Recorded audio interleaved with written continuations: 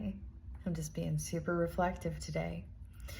So I read this post by my friend Mary Lee, and she talked about not letting the struggles and the attacks of the enemy kind of deter you from just looking up at what God has done and praising God, like kind of shifting your perspective. You know what I mean? It's a simple thing, but really, we should, instead of looking at all the things that are going wrong, shift our perspective and look at what God has done in our lives. And then my friend Pastor Sandra posted today about bringing our offerings with gratitude and thanking the Lord for all that he's done. And I'm seeing a trend here. So I came up in my room and I'm spending some time with God and I'm reading in my Bible, the 25th today. And it's a daily Bible and I love that. And so I'm reading my readings and I'm thinking about the last time I was looking down at this exact day of scripture and where I was. And I was sitting in my pastor's house in Nashville, and we had only just moved here just a couple weeks prior. And I was looking out their beautiful window and sitting there with my dog and my coffee and just thanking God. Like, God, we prayed for this.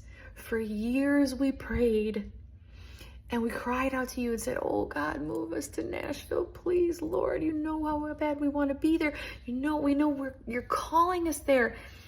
And we cried out and cried out and cried out. And then one day, it just shifted. And we were here within a couple of months. God gave us a place to live and just provided.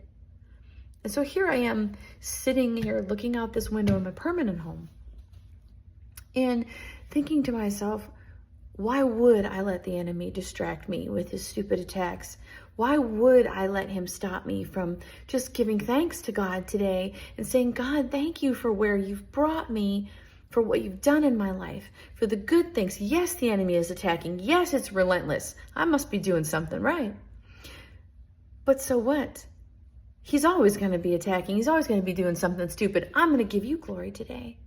And so I just wanted to bring that forward today and say, if you're like me and the enemy's attacking and things are going wrong, or you're in the wilderness and you're waiting for God to bring you in the promised land, let's worship God together.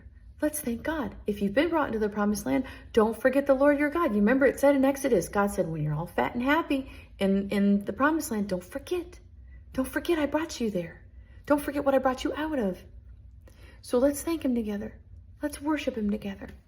Because if you're in the wilderness right now, your promised land is coming.